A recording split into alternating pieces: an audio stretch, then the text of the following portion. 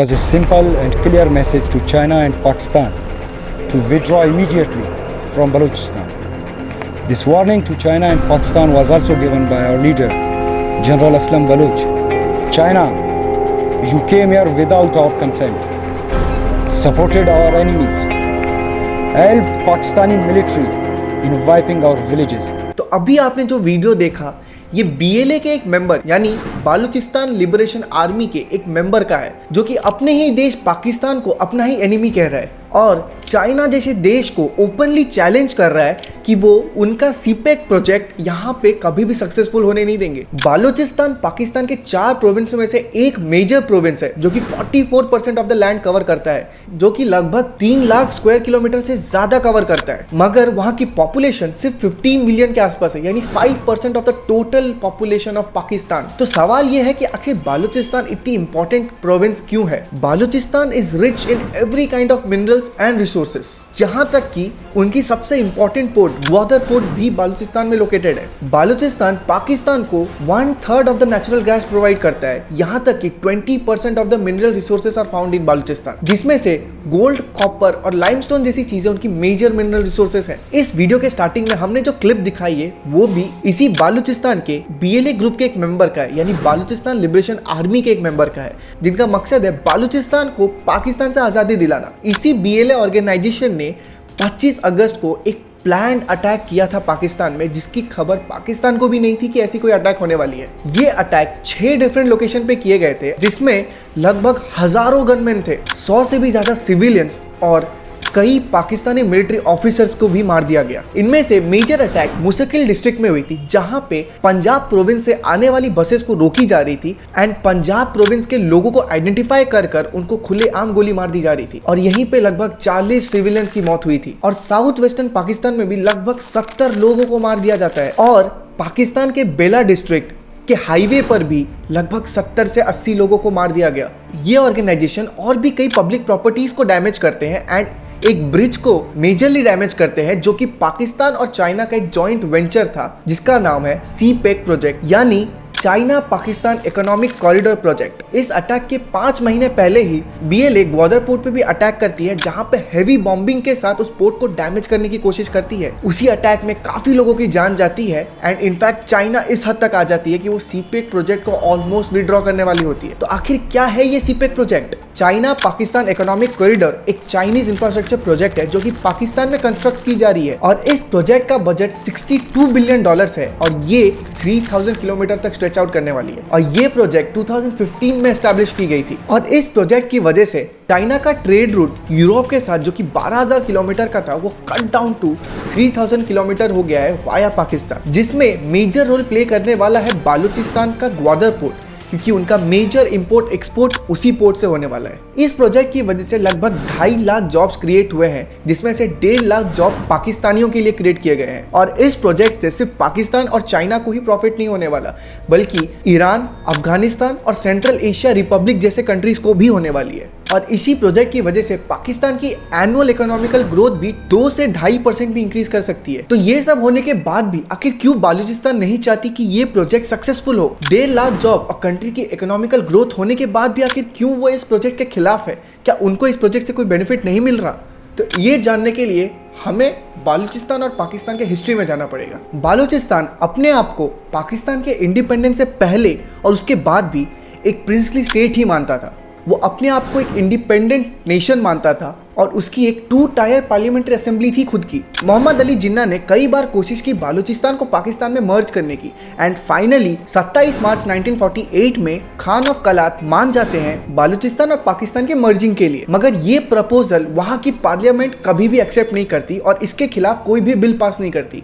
मगर फिर भी बालूचिस्तान पाकिस्तान के अंडर आ जाता है और वहां के लोग यानी बालोच लोग इस चीज को इलीगल घोषित करते हैं और कहते हैं कि पाकिस्तान ने बालोच को जबरदस्ती हड़प लिया है, यानी कंप्लीटली एनेक्स कर लिया है। पाकिस्तान बालूचिस्तान को काफ़ी प्रोमिसेस करता है, उनको एक इकोनॉमिक स्टेबिलिटी देने की प्रॉमिस करता है, उनको एक डेवलप्ड स्टेट बनाने की प्रॉमिस करता है, मगर वो सब कुछ इसका उल्टा करता है। रैदर वो उसको डेवलप करने की जगह काफ़ी अंडर डेवलप रखता है और उसको एक इकोनॉमिक स्टेबिलिटी देने की जगह उसके ही रिसोर्सेज को ज़बरदस्ती हड़प लेता है और अपने ही बाकी प्रोविंसेस में इस्तेमाल करता है। इस वजह से बलूचिस्तान और पाकिस्तान के प्रोटेस्ट काफ़ी सालों से चलते आ रहे हैं, जिसमें से सबसे पहला प्रोटेस्ट 1958 से लेकर 1959 तक होता है, जिसमें काफ़ी बालोच पीपल को पाकिस्तान की आर्मी ब्रूटली क्रश करती है। इसके बाद 1962 से लेकर 1963 में भी एक प्रोटेस्ट होता है एंड उसमें भी बालोच को एक अनसक्सेसफुल प्रोटेस्ट देखने को मिलता है। सिमिलरली 1973 से लेकर 1977 जुल्फिकार अली भुट्टो के रूल के दौरान भी ये प्रोटेस्ट किए गए, जिसमें उन्होंने काफ़ी वायलेंस एक्ट बालोच के खिलाफ किए थे एंड उस समय पाकिस्तानी आर्मी में 80 to 90% पंजाबी मुस्लिम्स थे।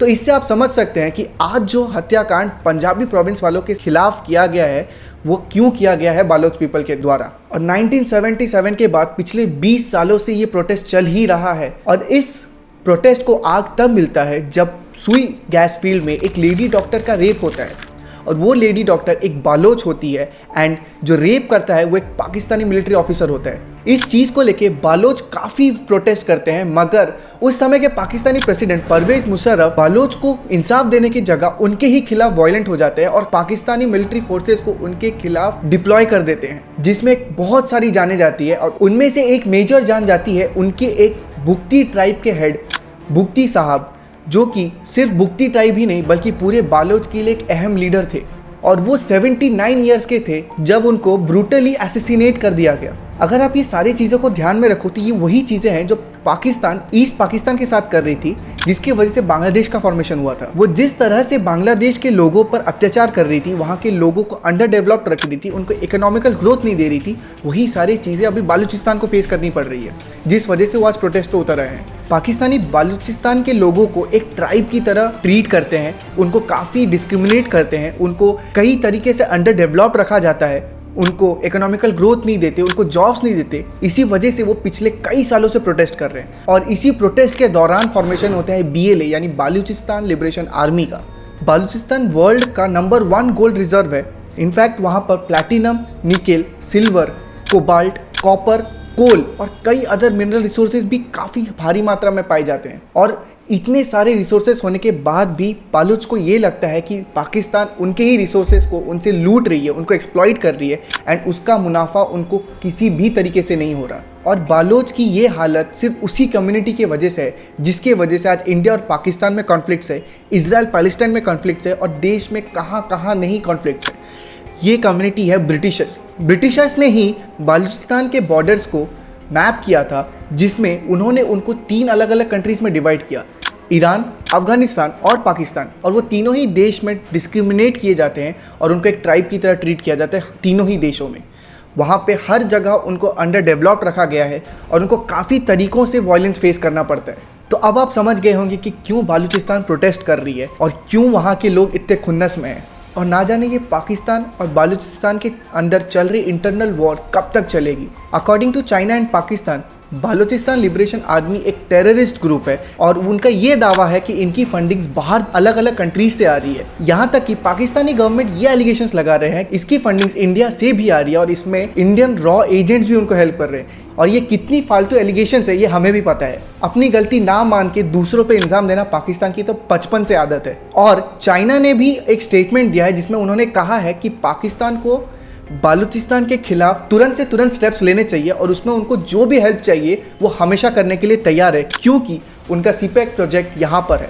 और अगर चाइना का इन्वॉल्वमेंट पाकिस्तान के साथ बालूचिस्तान के खिलाफ चलता रहा, शायद ये एक फ्यूचर वॉर में तब्दील हो सकती है, जिसमें बालूचिस्तान को उन कंट्री से हेल्प आ सकती है जो चाइना और पाकिस्तान के खिलाफ है। इनफैक्ट बालूचिस्तान ने कुछ महीनों पहले भी इंडिया से हेल्प मांगी है एंड अभी तक उसका कोई रिस्पॉन्स आया नहीं है, मगर may be in future India भी बालूचिस्तान को हेल्प करेगी पाकिस्तान से आज़ादी देने के लिए, जैसे उन्होंने हेल्प की थी बांग्लादेश को पाकिस्तान से आज़ादी दिलाने में। ये मैटर आगे और भी बढ़ सकता है और जितना ये आगे बढ़ेगा हम इस पर और भी कंटेंट्स लाने की कोशिश करेंगे। और इस कंटेंट को जानने के लिए आपको हमारे चैनल को सब्सक्राइब करना पड़ेगा। और अगर आपको ये वीडियो काफ़ी इन्फॉर्मेटिव लगा, इस वीडियो को लाइक कर दें और इस वीडियो को ज़्यादा से ज़्यादा शेयर करें ताकि लोगों तक ये इन्फॉर्मेशन पहुँचती रहे। और अगर आपको बांग्लादेश के इंडिपेंडेंट के ऊपर वीडियो चाहिए तो वो वीडियो ऑलरेडी हम अपलोड की हुई है और उसकी वीडियो की लिंक हम अपने डिस्क्रिप्शन में दे देंगे, आप जाके वहाँ से भी चेकआउट कर सकते हैं। और प्लीज़ हमारे वीडियो पर कमेंट करें करें ताकि हमें पता चले कि आपको किस वीडियोस में ज़्यादा इंटरेस्ट है। तब तक मिलते हैं किसी और टॉपिक पे किसी और वीडियो में, तब तक के लिए गुड बाय।